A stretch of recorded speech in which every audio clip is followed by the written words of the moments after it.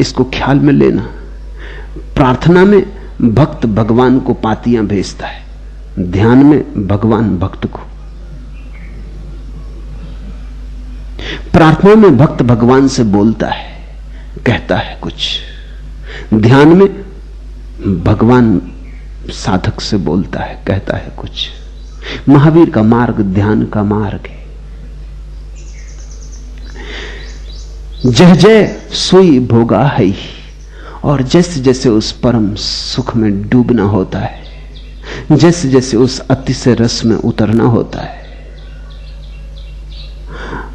आई सैरस पसर संजयम पुब्बम, और जैसे जैसे अपूर्व श्रुत का अवगाहन होता है, जैसे जैसे सुनाई पड़ता है शून्य का स्वर, जिसको ज़ैन फकीर कहते हैं साउंडलेस साउंड, शून्य का स्वर, एक हाथ की ताली, कोई बोलता नहीं, कोई बोलने वाला नहीं, अस्तित्व ही संदेश देता है। जब परमात्मा चारों तरफ से तरंगायित होने लगता है, अपूर्व सुत का अवगाहन वैसे वैसे नित्य नूतन वैराग्य युक्त श्रद्धा से आह्लादित होता है। इसे लक्षण समझना साधु का, इसे लक्षण समझना सन्यासी का। अगर आह्लाद ना हो तो समझ लेना कि कहीं भूल हो गई। अगर नाचता ना मिले सन्यासी तो समझ लेना कहीं भूल हो गई। अब जाओ जैन आश्रमों में, जैन मंदिरों में, जैन पूजा गृहों में जैन मुनियों को देखो। इस सूत्र का कहीं भी तुम्हें कोई लक्षण मिलेगा? रूखे सूखे मरुस्थल जैसे, जहां कभी कोई हरियाली नहीं, कहीं कुछ भूल चूक हो गई। रूखे सूखेपन को उन्होंने साधना समझ लिया है। उनसे तो संसारी भी कभी ज्यादा आनंदित दिखाई पड़ता है। ये तो इलाज बीमारी से महंगा पड़ गया, ये तो औषधि रोग से भी भयंकर सिद्ध हुई। संसारी भी कभी हंसता मिलता है। तुमने जैन मुनियों को हंसते देखा? न हंस सकेंगे, हंसना उन्हें कठिन हो जाएगा, हंसना उन्हें सांसारिक मालूम पड़ेगा। तुमने उन्हें आह्लादित देखा? तुमने उन्हें देखा किसी गहन संगीत से भरे हुए? तुमने उन्हें बांसुरी बजाते, वीणा बजाते देखा? तुमने उन्हें नाचते देखा? नहीं, असंभव है। कहीं कुछ भूल हो गई, और भूल वहां हो गई प्रथम चरण पर। उन्होंने प्रतिज्ञा लेकर संन्यास लिया, सत्य को जानकर नहीं, शास्त्र को मानकर संन्यास लिया। अनुभव से नहीं, विश्वास से संन्यास लिया। व्रत, अनुशासन थोपा, अपने ऊपर बलात्कार किया, उसी में सूख गए, खराब हो गए। जैसे जैसे मुनि अतिशय रस के अतिरिक्त से युक्त होता है, अपूर्व श्रुत का अवगाहन करता है, वैसे वैसे नित्य नूतन वैराग्य युक्त श्रद्धा से आह्लादित होता है। न अब यहां एक बात ख्याल ले लेने जैसी है, तुमने राग युक्त लोगों को तो प्रसन्न देखा,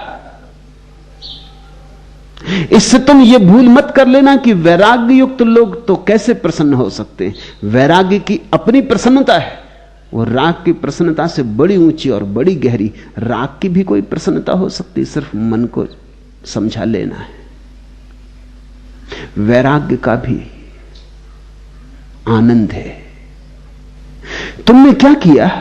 राग से भरा हुआ आदमी थोड़ा प्रफुल्लित दिखाई पड़ता है, तो तुमने उससे विपरीत वैराग्य की प्रतिमा बना ली।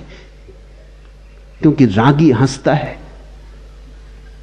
रागी गीत गाता है, तो वैरागी हंस नहीं सकता, गीत नहीं गा सकता। तुम्हारा वैरागी राग का ही शीर्षासन है, उल्टा खड़ा कर दिया वैरागी को। लेकिन वास्तविक वैराग्य परम राग है।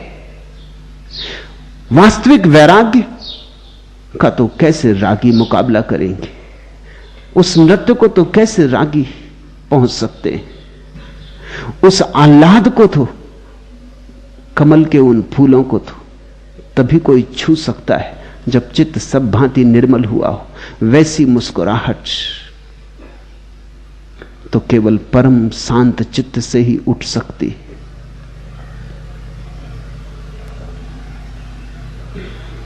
हो गई तसना लबो आज रही ने कौसर, मेरे लब पे लबे लाली ने निगार आ ही गया। तृष्णा स्वर्ग की अमृत नदी से कृतज्ञ हो गई, प्रिय के ओंठ मेरे ओंठों पर आ गए। हो गई तसना लबो आज रही ने कौसर, मेरे लब पे लबे लाली ने निगार आ ही गया। वो तो ऐसा है जैसे परमात्मा ने आलिंगन किया, परम वैराग्य का आह्लाद तो ऐसे है जैसे परमात्मा के ओंठ तुम्हारे ओंठ पर आ गए।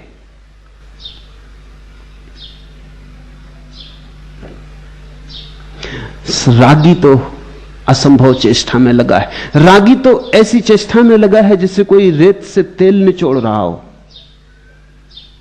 रागी तो ऐसी चेष्टा में लगा है कि नीम के पौधों को सींच रहा हो और आम की आशा कर रहा हो।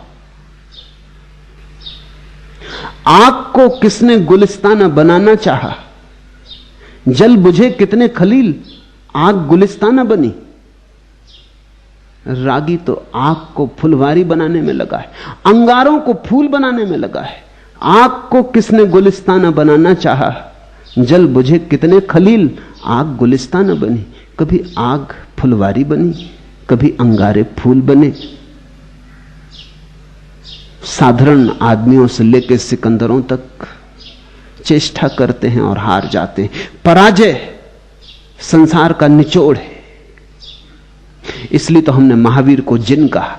जिन अर्थात जिसने जीत लिया, जिन अर्थात जिसने पा लिया, जिन अर्थात जो वस्तुतः सफल हुआ। सफल ही नहीं, सुफल भी हुआ, जिसके जीवन में फल लगे।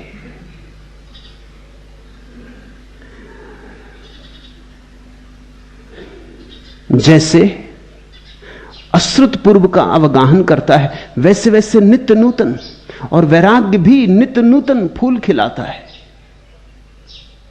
तुम ये मत सोचना कि वैराग्य एक बंधी बंधाई रूढ़ी है।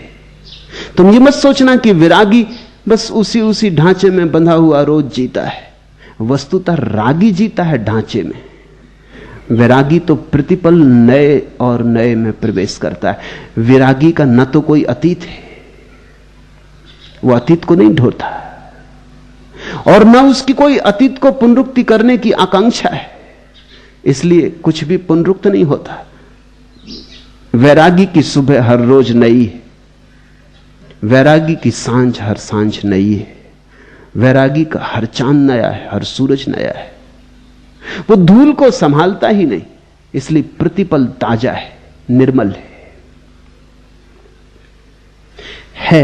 कुफ्र सर तबीयत में मेरी टूटे हुए साजों का मातम, मुत रवे फरदा हूं सागर, माजी के अजादारों में नहीं। है कुफ्र सर तबीयत में मेरी टूटे हुए साजों का मातम, जो टूट चुके साज, अतीत जो बीत चुका है, उसे तो मैं पाप समझता हूं, उसकी बात ही उठानी व्यर्थ है। जो जा चुका जा चुका है। कुफ्र सर तबीयत में मेरी टूटे हुए साजों का मातम, मुत रवे फरदा हूं सागर, मैं भविष्य का गायक हूं, माजी के अजादारों में नहीं, मैं अतीत के लिए रोने वालों में नहीं।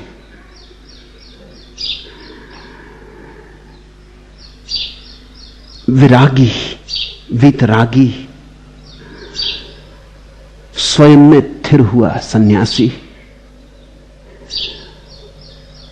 कोई धूल लेके नहीं चलता, वो कोई संग्रह लेके नहीं चलता।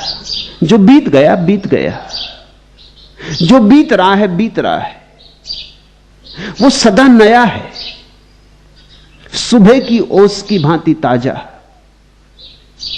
सदा स्वच्छ है।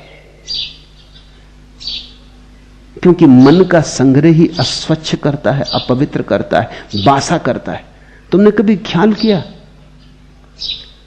जो तुम अनुभव कर चुके बार बार, वो बासे हो जाते हैं। छोटे बच्चे को देखा, तितलियों के पीछे भागते, तुम नहीं भाग सकोगे, क्योंकि तुम कहते हो तितलियां हैं, देख ली बहुत। छोटे बच्चों को देखा, छोटी छोटी चीजों से चमत्कृत होते, छोटी छोटी चीजों से आश्चर्य से भर जाती। घास का फूल और छोटे बच्चे को ऐसा आंदोलित कर देता है, ऐसा रस विभोर कर देता है कि वो खड़ा है और देख रहा है। आंखों पे उसे भरोसा नहीं आता कि ऐसा चमत्कार हो सकता है। छोटे बच्चों को देखा, सागर के किनारे कंकड़ पत्थर सीपी बीन लेता है, ऐसे जैसे कि हीरे जवाहरात हो, कोहिनूर हो। क्या मामला है? इस छोटे बच्चे के पास ताजा मन है, इसके पास कुछ अतीत का संस्मरण नहीं है, इसलिए ये नहीं कह सकता कि ये पुराना है। इसके पास तौलने का कोई उपाय ही नहीं कि कह सके पुराना है। वैराग्य, नया जन्म है, फिर से छोटे बच्चे की भांति हो जाना है। जीसस ने कहा है जो छोटे बच्चों की भांति होंगे वे ही केवल मेरे प्रभु के राज्य में प्रवेश कर सकेंगे। हिंदू कहते हैं द्विज होना होगा, दोबारा जन्म लेना होगा। एक जन्म तो मां बाप से मिलता है, वो जन्म शरीर का है। एक जन्म तुम्हें स्वयं ही अपने को देना होगा, वो आत्म सृजन है, वही आत्म साधना है। तब फिर व्यक्ति सदा ताजा रहता है, रोज रोज आह्लाद से भरा हुआ। ऐसी कथा है। रामकृष्ण को छोटी छोटी चीजों में रस था। कभी कभी उनके भक्त भी उनको रोकते थे कि परमहंस देव अच्छा नहीं मालूम होता, लोग क्या कहेंगे।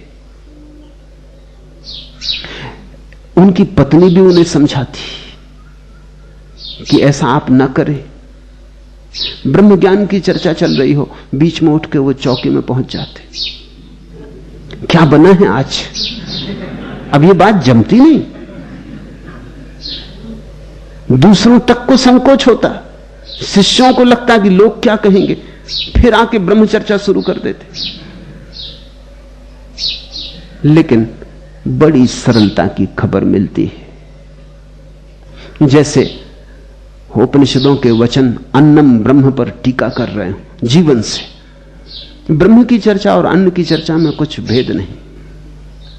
बीच में उठ के पूछा है तो हर्ज क्या।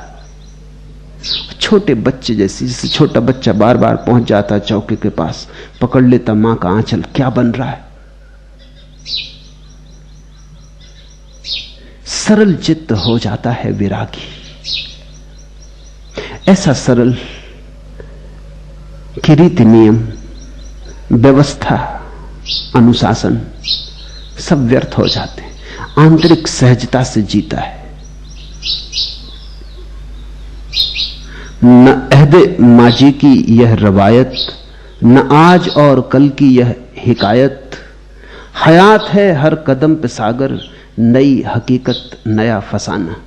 जीवन उसके लिए प्रतिपल नया है, नई हकीकत नया फसाना। वितरागी तो गायक है जीवन के नए स्वर का, संगीतज्ञ है जीवन की वीणा का, नर्तक है जीवन के महानृत्य का, और प्रतिपल उमंग है और प्रतिपल नया है।